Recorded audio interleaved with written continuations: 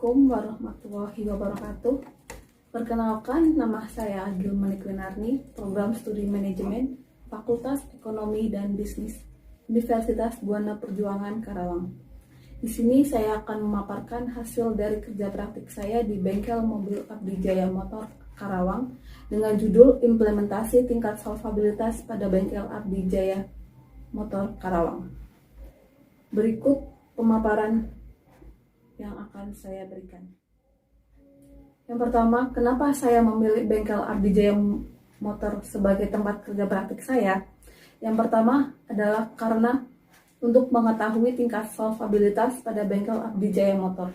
Yang kedua, Bengkel Abdi Jaya Motor merupakan UKM yang bergerak di bidang jasa, seperti jasa painting, welding, serta repairing bodi mobil, sehingga memudahkan saya untuk mengatur jam kerja saya dengan jadwal kerja praktik saya. Kemudian saya akan menjelaskan sejarah berdirinya Bengkel Mobil Abdi Jaya Motor. Bengkel ini berdiri pada tahun 1997 oleh Pak Arif Rifangi. Selama 7 tahun beroperasi, bengkel ini sudah berpindah sebanyak 2 kali. Dan pada akhirnya, sampai saat ini, bengkel ini beroperasi di Jalan Syekh Kuro, Kelurahan Kerajaan, RT 8 RW 2, Kecamatan Karawang Timur, Kabupaten Karawang, Jawa Barat. Untuk lebih lengkapnya, profil perusahaan seperti berikut. Nama perusahaan Bengkel Abdi Jaya Motor.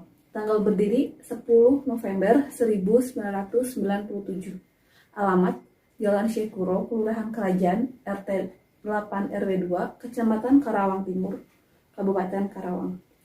Jenis perusahaan jasa dengan jumlah karyawan kurang lebih 8 orang. Produk yang diberikan seperti jasa painting, jasa welding, jasa repair body.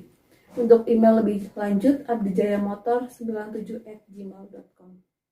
Berikut beberapa teori yang berkaitan dengan judul saya. Yang pertama ada teori manajemen. Menurut John Suprihanto, manajemen merupakan proses merencanakan, mengorganisasikan, memimpin, dan mengendalikan pekerjaan anggota organisasi dan menggunakan sumber daya yang ada untuk mencapai sasaran organisasi yang telah ditetapkan. Kemudian, menurut Haiman, dalam buku pengantar manajemen oleh Muhammad Anang Firmansyah, manajemen adalah fungsi untuk mencapai sesuatu melalui kegiatan bersama orang lain dan mengawasi usaha-usaha individu untuk mencapai tujuan bersama. Jadi, bisa disimpulkan bahwa manajemen adalah proses perencanaan, pengorganisasian, serta pelaksanaan tugas dari masing-masing individu atau kelompok dalam suatu organisasi atau perusahaan untuk mencapai tujuan yang telah ditetapkan sebelumnya. Kemudian, pengertian manajemen keuangan. Yang pertama, menurut Dadang Prasetyo Jatmiko, manajemen keuangan berkaitan dengan perencanaan, pengarahan, pemantauan, pengorganisasian, dan pengendalian sumber daya keuangan suatu perusahaan. Menurut Mustafa, manajemen keuangan berkaitan dengan beberapa keputusan, yaitu keputusan tentang investasi, keputusan pendanaan, serta keputusan dividen. Jadi bisa disimpulkan bahwa manajemen keuangan adalah suatu kegiatan mendapatkan dana, mengolah dana, dan menghasilkan hasil atau manfaat dari pengolahan dana tersebut dalam suatu organisasi atau perusahaan.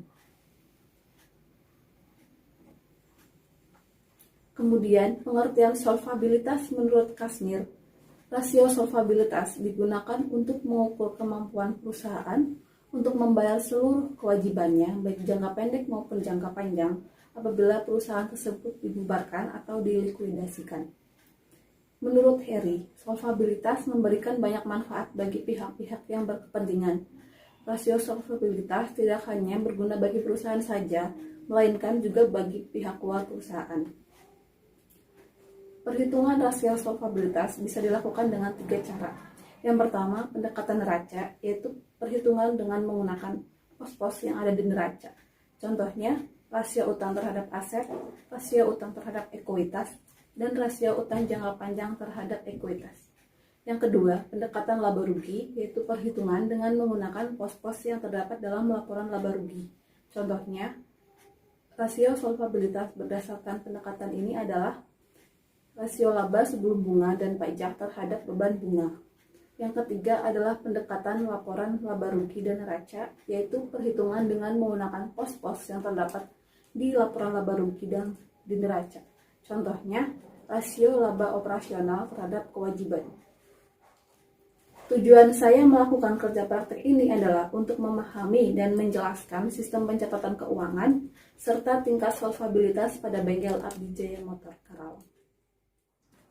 Metode yang saya gunakan adalah menggunakan metode studi pustaka atau literatur study dengan melakukan kerja praktik dan observasi langsung dan menggunakan analisa deskriptif dengan menggambarkan dan menjelaskan permasalahan dengan teks serta perhitungan dengan menggunakan pendekatan neraca dalam menentukan tingkat solvabilitas. Tugas-tugas yang saya lakukan dalam pelaksanaan kerja praktik yaitu tugas utama yang pertama, pencatatan transaksi kas masuk dan keluar, seperti pencatatan atas transaksi penerimaan pembayaran, transaksi pembelian barang, serta gaji karyawan dan biaya lainnya. Kemudian tugas utama yang kedua yaitu melakukan perhitungan tingkat solvabilitas. Berdasarkan judul yang saya ambil, maka saya akan menghitung tingkat solvabilitas pada bengkel mobil Abdi Jaya Motor Karawang. Data yang saya ambil adalah data dari laporan neraca periode bulan Januari yang telah dihitung dengan menggunakan aplikasi yang telah diterapkan oleh rekan kerja praktik saya. Perhitungan yang saya lakukan dengan menggunakan pendekatan neraca, yaitu rasio utang terhadap aset. Berikut perhitungannya. Diketahui dengan total aset Rp53.316.000 dan total utang Rp5.333.000, maka dihasilkan rasio sebesar 9,99. Dengan nilai rasio 9,99, itu berarti setiap total hutang sebesar Rp100 harus dijamin oleh total aktiva sebesar Rp9. Berdasarkan perhitungan tersebut, bisa dikatakan bahwa bengkel Abdi Jaya Motor merupakan perusahaan yang solvable karena seluruh aktiva yang dimiliki mampu untuk memenuhi kewajiban yang dimiliki. Ketika jumlah aktiva perusahaan mampu memenuhi kewajibannya, maka laba perusahaan dapat dikatakan dalam kategori aman. Selain tugas utama, terdapat beberapa tugas pendukung yang saya lakukan, yaitu melakukan kegiatan administrasi lainnya, yaitu membantu rekan kerja praktik saya dalam menerapkan aplikasi pencatatan kas. Selama melakukan kerja praktik di bengkel mobil Abdi Jaya Motor, saya menemukan beberapa permasalahan, seperti sistem pencatatan aliran kas masuk dan keluar masih menggunakan pencatatan manual, sehingga untuk mengetahui laporan laba rugi, neraca, dan sebagainya harus melakukan perhitungan manual terlebih dahulu. Kemudian permasalahan yang kedua adalah bengkel mobil Abdi Jaya Motor tidak mengetahui tingkat solvabilitas perusahaannya, sehingga belum bisa mengetahui kemampuannya dalam memenuhi kewajibannya atau melunasi hutangnya. Dari beberapa permasalahan tersebut, solusi yang bisa saya berikan adalah yang pertama, melakukan penerapan sistem pencatatan berbasis aplikasi yang sudah diterapkan dengan rekan saya, sehingga pencatatan tidak dilakukan secara manual, sehingga memudahkan pemilik bengkel untuk memantau kondisi keuangan bengkelnya. Kemudian solusi yang kedua adalah melakukan perhitungan rasio solvabilitas, sehingga pemilik bengkel mengetahui kemampuan aktiva perusahaannya dalam memenuhi kewajibannya, sehingga pemilik perusahaan dapat memperkirakan laba yang akan didapatkan. Dari beberapa pemaparan saya sebelumnya, bisa ditarik kesimpulan bahwa bengkel mobil Abdi Jaya Motor merupakan UKM yang bergerak di bidang jasa. Di antaranya adalah jasa painting, jasa welding, dan jasa repair body, yang merupakan perusahaan yang solvable. Berdasarkan uraian di atas, penentuan tingkat solvabilitas merupakan unsur penting dalam suatu perusahaan. Kenapa?